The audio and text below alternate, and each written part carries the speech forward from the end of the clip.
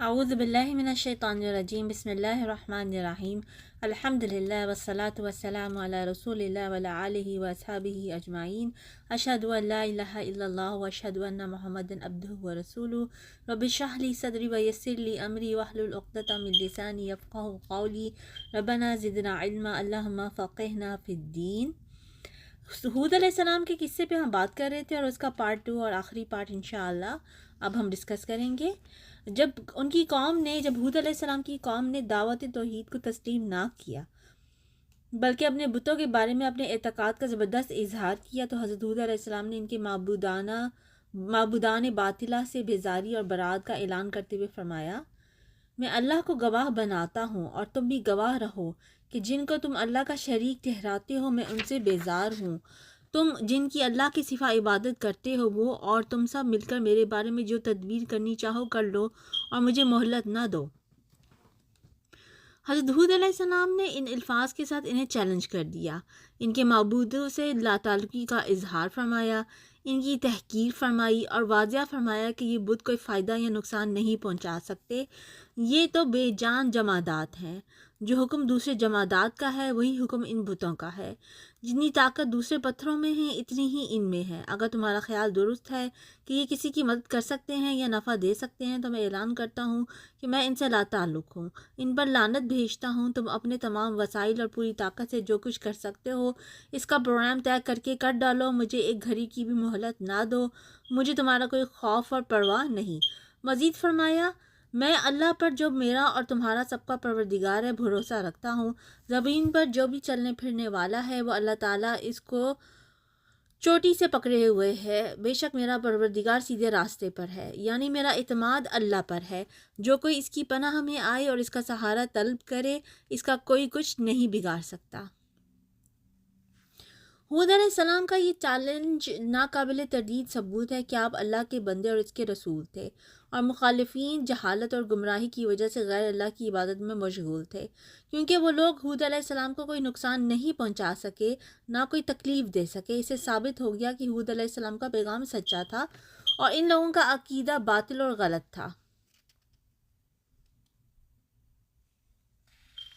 حضرت ہود علیہ السلام نے قوم کے خلاف اللہ تعالیٰ سے مدد کی درخواست کی، کیونکہ قوم نے آپ کی ہر نصیحت کو ماننے سے انکار کر دیا تھا اور آپ کو جھٹلا دیا تھا۔ چنانچہ آپ نے اللہ تعالیٰ سے فریاد کی، اے پروردگار، انہوں نے مجھے جھوٹا سمجھا ہے تو میری مدد کر۔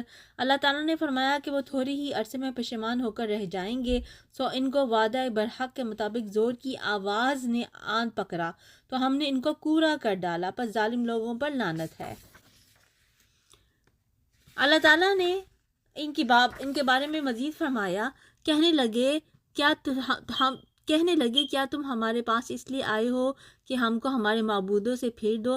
اگر سچی ہو تو جس چیز سے ہمیں ڈراتے ہو اسے ہم پر لے آؤ۔ انہوں نے کہا کہ اس کا علم تو اللہ ہی کو ہے اور میں تو جو احکام دے کر بھیجا گیا ہوں وہ تمہیں پہنچا رہا ہوں، لیکن میں دیکھتا ہوں کہ تم لوگ نادانی میں پھنس رہے ہو۔ پھر جب انہوں نے اس عذاب کو دیکھا کہ بادل کی صورت میں ان کی وادیوں کی طرف آ رہا ہے تو کہنے لگے یہ تو بادل ہے جو ہم پر برس کر رہے گا، نہیں بلکہ یہ وہ عذاب ہے جس کے لیے تم جلدی کرتے تھے، یعنی آندھی ہے جس میں دردناک عذاب بھرا ہوا ہے اور جو ہر چیز کو اپنے پروردگار کے حکم سے تباہ کیے دیتی ہے۔ پھر وہ ایسے ہو گئے کہ ان کے گھروں کے سوا کچھ نظر ہی نہ آتا تھا۔ گناہگار لوگوں کو ہم اسی طرح سزا دیا کرتے ہیں۔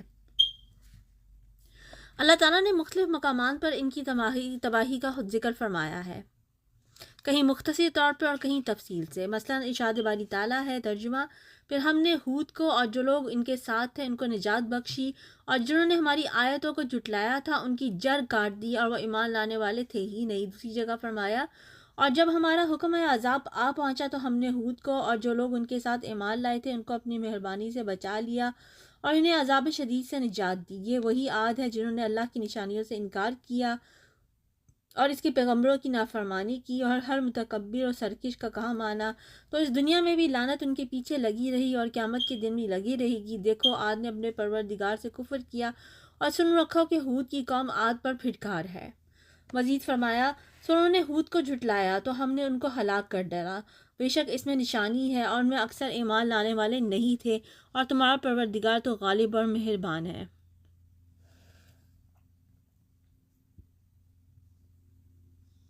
شروع میں ان سے بارش روک لی گئی تھی اور وہ قحط میں مبتلا ہو گئے تھے۔ انہوں نے بارش کی دعا کی، اس کے بعد انہیں آسمان میں بادل نظر آیا تو انہوں نے اسے رحمت کی بارش والا بادل سمجھا، حالانکہ وہ عذاب والا بادل تھا۔ اسی لیے اللہ تعالیٰ نے فرمایا یہ وہی ہے جس کی جلدی آنے کا تم مطالبہ کرتے تھے، یعنی عذاب ہے۔ اس میں لوگوں کے اس قول کی طرف اشارہ ہے، اگر تو سچا ہے تو وہ عذاب لے آ جس کا ہم سے وعدہ کرتا ہے۔ تو اللہ تعالیٰ نے قرآن میں مزید اس کی وضاحت اس طرح کی، اللہ نے ان کو 7 رات اور 8 دن لگاتار ان پر چلائی رکھا، یعنی پوری مدت یہ آندھی مسلسل چلتی رہی۔ ایک قول کے مطابق اس عذاب کی ابتدا جمعے کے دن ہوئی تھی اور ایک قول کے مطابق بدھ کے دن۔ ارشاد ربانی ہے، سو اے مخاطب، تو لوگوں کو اس میں اس طرح گرے مرے پڑے دیکھے جیسے کھجوروں کے کھوکھلے تنے۔ انہیں کھجور کے درختوں کے ایسے تنوں سے تشبیہ دی گئی ہے جن کے سرے الگ ہو چکے ہوں، کیونکہ یہ ہوا آدمی کو اٹھا کر اوپر لے جاتی تھی، پھر اسے سر کے بل پھینک دیتی تھی، جس سے سر پاش ہو جاتا اور دھڑ باقی رہ جاتا، جیسے کھجور کا تنا جس کا پتوں اور پھلوں والا حصہ کاٹ دیا گیا ہو وہ پڑا ہوتا ہے۔ چنانچہ فرمایا اِنَّا أَرْسَلْنَا عَلَيْهِمْ رِيحًا صَرْصَرًا فِي يَوْمِ نَحْسٍ مُسْتَمِرٍّ تَنزِعُ النَّاسَ كَأَنَّهُمْ أَعْجَازُ نَخْلٍ مُنقَعِرٍ۔ ہم نے ان پر سخت منحوس دن میں آندھی چلائی، وہ لوگوں کو اس طرح اکھیرے ڈالتی تھی گویا اکھری ہوئی کھجوروں کے تنے ہیں، یعنی وہ دن ان کے لیے منحوس تھا جس کا عذاب ان پر ہمیشہ رہے گا۔ بعض لوگوں کا خیال ہے کہ یوم نحس مستمر مسلسل نحوس والا دن بدھ کا دن ہے، اس وجہ سے وہ بدھ کو نامبارک دن قرار دیتے ہیں۔ یہ تصور غلط ہے اور قرآن کے خلاف ہے، کیونکہ دوسری آیت میں ارشاد ہے فَأَرْسَلْنَا عَلَيْهِمْ رِيحًا صَرْصَرًا فِي أَيَّامٍ نَحِسَاتٍ، پس ہم نے ان پر نحوس کے دنوں میں زور کی ہوا چلائی۔ یہ تو معلوم ہی ہے کہ وہ 8 مسلسل ایام تھے۔ اگر یہ دن بذات منحوس ہو تو ہفتے کے 7 دن منحوس ہونے چاہیے جن میں عذاب جاری رہا، اور اس کا کوئی قابل نہیں، اس کا کوئی قائل نہیں۔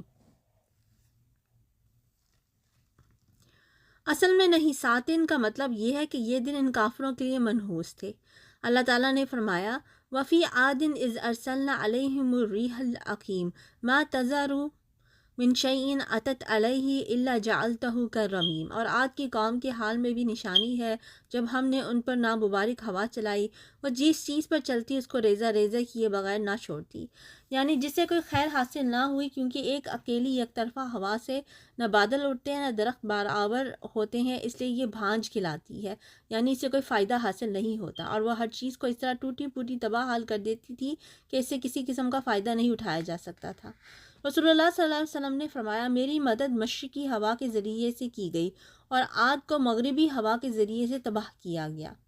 ارشاد باری تعالیٰ ہے اور قوم عاد کے بھائی ہود کو یاد کرو جب انہوں نے اپنی قوم کو سرزمین احقاف میں ہدایت کی، اور ان سے پہلے اور پچھلے بھی ہدایت کرنے والے گزر چکے تھے جو کہتے تھے کہ اللہ کے سوا کسی کی عبادت نہ کرو، مجھے تمہارے رب میں بڑے دن کے عذاب کا ڈر لگتا ہے۔ مزید فرمایا پھر جب انہوں نے اس عذاب کو دیکھا کہ بادل کی صورت میں ان کے میدانوں کی طرف آ رہا ہے تو کہنے لگے یہ تو بادل ہے جو ہم پر برس کر رہے گا، نہیں بلکہ یہ وہ چیز ہے جس کے لیے تم جلدی کرتے تھے، یعنی آندھی جس میں درد دینے والا عذاب بھرا ہوا ہے۔ جب قوم عاد نے آسمان میں جمع ہوتے ہوئے بادلوں کو دیکھا تو انہیں برسنے والے بادل سمجھا، لیکن یہ عذاب کے بادل تھے۔ انہیں امید تھی کہ اس بادل سے رحمت حاصل ہوگی، لیکن انہیں بری چیز حاصل ہوئی۔ ممکن ہے عذاب سے مراد وہ انتہائی ٹھنڈی تیز آندھی ہو جو 7 راتیں اور 8 دن مسلسل چلتی رہی، جس کی وجہ سے کوئی شخص زندہ نہ رہا۔ یہ ہوا پہاڑوں کے غاروں میں بھی داخل ہو جاتی تھی اور لوگوں کو ان سے نکال لاتی تھی اور پھر ہلاک کر دیتی تھی، اور ان کے مضبوط مکانوں اور پختہ محلات کو مسمار کر دیتی تھی۔ انہیں اپنی قوت اور طاقت پر فخر تھا، وہ کہتے تھے کہ ہم سے زیادہ طاقتور کون ہے۔ اللہ نے ان پر وہ ہوا مسلط کر دی جو ان سے زیادہ طاقتور تھی۔ ممکن ہے کہ بعد میں یہی ہوا بادل آ جانے کا باعث بنی ہو جسے بچے کچے کافروں نے رحمت والا بادل سمجھا ہو، لیکن اللہ نے اسے ان پر عذاب اور آگ کا باعث بنا دیا، جیسے متعدد حضرات نے ذکر کیا ہے۔ اس طرح ایک ہی قوم پر مختلف عذاب نازل ہوئے ہوں گے، جس طرح اہل مدین پر مختلف عذاب آئے تھے۔ واللہ عالم۔ آخری نبی محمد صلی اللہ علیہ وسلم نے اپنی امت کو دنیا اور آخرت کی بھلائی کے لیے بہترین اسوہ دیا۔ گزشتہ امم کے واقعات سے عبرت حاصل کرتے ہوئے امت کو نصیحت فرمائی کہ وہ آندھی وغیرہ کو دیکھ کر مندرجہ ذیل دعا پڑھا کریں۔ ام المومنین حضرت عائشہ رضی اللہ عنہا سے روایت ہے کہ جب تیز ہوا چلتی تو رسول اللہ صلی اللہ علیہ وسلم فرماتے اللہم انی اسألک خیرہا و خیر ما فیہا وخیر ما ارسلت به واعوذ بک من شرها وشر ما فیہا وشر ما ارسلت به۔ اے اللہ میں تجھ سے اس کی بھلائی مانگتا ہوں اور جو کچھ اس میں ہے اور جو کچھ دے کر وہ بھیجی گئی ہے اس کی بھلائی مانگتا ہوں، اور میں اس کے شر سے تیری پناہ میں آتا ہوں اور جو کچھ اس میں ہے اور جو کچھ وہ دے کر بھیجی گئی ہے اس کے شر سے پناہ مانگتا ہوں۔ حضرت عائشہ فرماتی ہیں جب آسمان پر بادل چھا جاتے تو نبی صلی اللہ علیہ وسلم کا چہرہ مبارک متغیر ہو جاتا۔ آپ کبھی باہر تشریف لا جاتے اور کبھی اندر تشریف لاتے، پریشانی کی حالت میں کبھی آتے کبھی جاتے۔ جب بارش نازل ہو جاتی تو آپ کی پریشانی دور ہو جاتی۔ حضرت عائشہ رضی اللہ عنہا نے یہ کیفیت محسوس کر کے دریافت کیا تو نبی صلی اللہ علیہ وسلم نے فرمایا عائشہ شاید یہ وہی صورتحال ہو جیسے قوم عاد نے کہا تھا فَلَمَّا رَأَوْهُ عَارِضًا مُسْتَقْبِلَ أَوْدِيَتِهِمْ قَالُوا هَٰذَا عَارِضٌ مُمْطِرُنَا۔ جب انہوں نے اس عذاب کو بادل کی طرح اپنی وادیوں کی طرف آتے دیکھا تو بولے یہ بادل ہم پر بارش برسائے گا۔ قوم عاد نے حق ماننے سے انکار کیا اور اپنی قوت پر ناز کرتے ہوئے اسے جھٹلایا تو گویا انہوں نے عذاب الہی کو دعوت خود ہی دے دی۔ اللہ تعالیٰ نے سورہ حامیم سجدہ میں اس کا ذکر یوں فرمایا ہے جو عاد تھے وہ ناحق ملک میں غرور کرنے لگے اور کہنے لگے کہ ہم سے بڑھ کر قوت میں کون ہے؟ کیا انہوں نے نہیں دیکھا کہ اللہ جس نے ان کو پیدا کیا ہے وہ ان سے قوت میں بہت بڑھ کر ہے، اور وہ ہماری آیتوں کا انکار کرتے رہے تو ہم نے بھی ان پر نحوست کے دنوں میں ضرور کی ہوا چلائی تاکہ ان کو دنیا کی زندگی میں ذلت کے عذاب کا مزہ چکھا دیں، اور آخرت کا عذاب تو بہت ہی ذلیل کرنے والا ہے اور اس روز ان کو مدد بھی نہ ملے گی۔ حضرت ہود علیہ السلام کی دعوت تبلیغ کے باوجود جو ہے قوم نے بالآخر کفر و جہالت کا بھرپور مظاہرہ کرتے ہوئے عذاب کا مطالبہ کر دیا جو بہت جلد پورا کر دیا گیا۔ سورہ حقام میں اللہ تعالیٰ نے انہی کے بارے میں فرمایا اور قوم عاد کے بھائی ہود کو یاد کرو کہ جب انہوں نے اپنی قوم کو سرزمین احقاف میں ہدایت کی اور ان سے پہلے اور پیچھے اور بھی ہدایت کرنے والے گزر چکے تھے جو کہتے تھے کہ اللہ کے سوا کسی کی عبادت نہ کرو، مجھے تمہارے بارے میں بڑے دن کے عذاب کا ڈر لگتا ہے۔ وہ کہنے لگے کیا تم ہمارے پاس اس لیے آئے ہو کہ ہم کو ہمارے معبودوں سے پھیر دو؟ اگر سچے ہو تو جس چیز سے ہمیں ڈراتے ہو اسے ہم پر لے آؤ۔ انہوں نے کہا کہ اس کا علم تو اللہ ہی کو ہے اور میں تو جو احکام دے کر بھیجا گیا ہوں وہ تمہیں پہنچا رہا ہوں، لیکن میں دیکھتا ہوں کہ تم لوگ نادانی میں پھنس رہے ہو۔ پھر جب انہوں نے اس عذاب کو دیکھا کہ بادل کی صورت میں ان کی وادیوں کی طرف آ رہا ہے تو کہنے لگے یہ تو بادل ہے جو ہم پر برس کے رہے گا، نہیں بلکہ یہ تو وہ چیز ہے جس کے لیے تم جلدی کرتے تھے، یعنی آندھی جس میں درد دینے والا عذاب بھرا ہو۔ وہ ہر چیز کو اپنے پروردگار کے حکم سے تباہ کیے دیتی ہے۔ پھر وہ ایسے ہو گئے کہ ان کے گھروں کے سوا کچھ نظر ہی نہ آتا تھا۔ گناہگار لوگوں کو ہم اسی طرح سزا دیا کرتے ہیں۔ اور سورہ زاریات میں ارشاد باری تعالیٰ ہے وَفِي عَادٍ إِذْ أَرْسَلْنَا عَلَيْهِمُ الرِّيحَ الْعَقِيمَ مَا تَذَرُ مِنْ شَيْءٍ أَتَتْ عَلَيْهِ إِلَّا جَعَلَتْهُ كَالرَّمِيمِ۔ اور عاد کی قوم کے حال میں بھی نشانی ہے جب ہم نے ان پر نامبارک ہوا چلائی، وہ جس چیز پر چلتی اسے ریزہ ریزہ کیے بغیر نہ چھوڑتی۔ اور سورہ نجم میں ارشاد فرمایا اور یہ کہ اسی نے عاد اول کو ہلاک کر ڈالا اور سمود کو بھی غرض کسی کو باقی نہ چھوڑا، اور ان سے پہلے قوم نوح کو بھی۔ بلا شبہ وہ لوگ بڑے ہی ظالم اور بڑے ہی سرکش تھے، اور اس نے الٹی ہوئی بستیوں کو دے پٹخا، پھر ان پر چھایا جو چھایا، تو اے انسان تو اپنے پروردگار کی کون کون سی نعمت پر جھگڑے گا۔ اور سورہ قمر میں فرمایا عاد نے بھی تکذیب کی تھی سو دیکھ لو کہ میرا عذاب اور ڈرانا کیسا ہوا۔ ہم نے ان پر سخت منحوس دن میں آندھی چلائی، وہ لوگوں کو اس طرح اکھیرے ڈالتی تھی گویا اکھری ہوئی کھجوروں کے تنے ہیں، سو دیکھ لو کہ میرا عذاب اور ڈرانا کیسا ہوا۔ اور ہم نے قرآن کو سمجھنے کے لیے آسان کر دیا ہے تو کوئی ہے کہ سوچے سمجھے۔ اور سورہ الحاقہ میں انہی کی بابت فرمایا رہے عاد تو ان کا نہایت تیز آندھی سے ستیہ کر دیا گیا۔ اللہ نے اسے 7 رات اور 8 دن لگاتار ان پر چلائی رکھا تو لوگوں کو اس میں اس طرح گرے اور مرے پڑے دیکھے جیسے کھجوروں کے کھوکھلے تنے ہوں، بھلا تو ان میں سے کسی کو بھی باقی دیکھتا ہے؟ اللہ تعالیٰ نے گزشتہ کافر کی طرح حضرت ہود علیہ السلام کی منکر قوم کو جڑ سے اکھاڑ پھینکا اور انہیں بعد والوں کے لیے نشان عبرت بنا دیا۔ اور سورہ فجر میں ارشاد ہے کیا آپ نے جانا نہیں کہ تمہارے پروردگار نے عاد کے ساتھ کیا کیا جو ارم کہلاتے تھے، اتنے دراز قد کے تمام زمین میں ایسا پیدا نہیں ہوئے تھے، اور سمود کے ساتھ کیا کیا جو وادی قرا میں پتھر تراشتے اور گھر بناتے تھے، اور فرعون کے ساتھ کیا کیا جو خیمے اور میخیں رکھتا تھا۔ یہ لوگ زمین میں سرکش ہو رہے تھے اور اس میں بہت سی خرابیاں کرتے تھے، تو تمہارے پروردگار نے ان پر عذاب کا کوڑا نازل کیا، بے شک تمہارا پروردگار طاق میں ہے۔ قوم عاد کا ذکر سورہ توبہ، سورہ ابراہیم، سورہ فرقان، سورہ عنکبوت، سورہ صاد اور سورہ کاف میں بھی وارد ہے۔ اپنے اپنی تفسیر میں اپنے مقام پر ان پر واقعات کے بارے میں بیان کیا ہے، یعنی یہ تو میں نے کتاب کا ایک حصہ پڑھ کے آپ لوگوں کو سنایا ہے، لیکن اس کا مطلب یہ ہے کہ ہم باری باری تمام قصوں پہ نظر ڈالیں گے، جیسے کہ ہم نے پیچھے بھی ادریس علیہ السلام کا قصہ بھی پڑھا، اور نوح علیہ السلام کا قصہ بھی پڑھا، اور آدم علیہ السلام کا قصہ بھی پڑھا، اسی طرح اور بھی نبیوں کے قصے ہم پڑھیں گے۔ پہلے بیان ہو چکا ہے کہ طوفان نوح کے بعد سب سے پہلے جس قوم نے بت پرستی شروع کی وہ قوم عاد تھی، جیسے اللہ تعالیٰ کے اس فرمان سے وعدہ ہے وَاذْكُرُوا إِذْ جَعَلَكُمْ خُلَفَاءَ مِن بَعْدِ قَوْمِ نُوحٍ وَزَادَكُمْ فِي الْخَلْقِ بَسْطَةً، اور یاد تو کرو جب اس نے تم کو قوم نوح کے بعد سردار بنایا اور تمہیں پھیلاؤ زیادہ عطا کیا، یعنی انہیں اللہ تعالیٰ نے اپنے زمانے میں سب سے زیادہ قد آور طاقتور بنایا تھا۔ سورہ مومنون میں ارشاد ہے ثم انشأنا من بعدهم قرنا آخرین، پھر ان کے بعد ہم نے ایک دوسری جماعت پیدا کی، اس سے مراد بھی ہود علیہ السلام کی قوم ہے، اور یہی قول صحیح ہے۔ بعض حضرات کا خیال ہے کہ اس آیت میں قوم ثمود کی طرف اشارہ ہے، کیونکہ اس کے بعد ارشاد ہے فَأَخَذَتْهُمُ الصَّيْحَةُ بِالْحَقِّ فَجَعَلْنَاهُمْ غُثَاءً، تو انہیں وعدہ برحق کے مطابق زور کی آواز نے آن پکڑا تو ہم نے ان کا کوڑا کرکٹ کر ڈالا، اور چیخ جیسی تیز آواز سے صالح علیہ السلام کی قوم کو تباہ کیا گیا تھا۔ اور قوم عاد کی بابت ارشاد باری تعالیٰ ہے فَأُهْلِكُوا بِرِيحٍ صَرْصَرٍ عَاتِيَةٍ، انہیں نہایت تیز آندھی سے ستیہ کر دیا گیا۔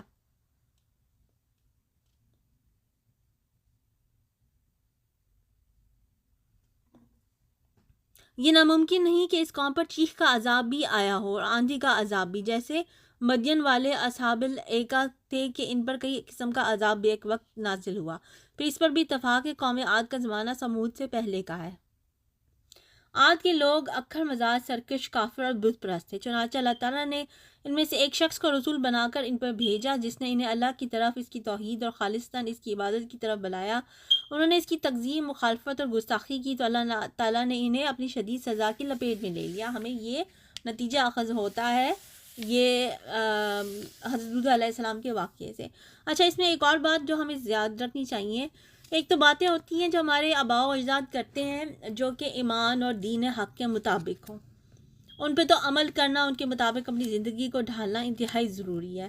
لیکن اگر کوئی بدعت، جیسے مثال کے طور پہ آج کے زمانے میں اگر کوئی آپ کے آباء و اجداد میں سے کوئی بدعت کرتا ہے تو بہتر ہے کہ اس کو چھوڑ دیں، یہ نہ کہیں کہ جی ہمارے آباء و اجداد کرتے تھے تو ہم بھی کریں گے، یعنی آباء و اجداد کی اندھی تقلید کا خوفناک انجام بھی ہمیں اس قصے سے پتہ چلتا ہے۔ ٹھیک ہے، تو یہ تھا ہود علیہ السلام کا قصہ۔ سبحانک اللہم و بحمدک، اشہد ان لا الہ الا انت، استغفرک و اتوب الیک۔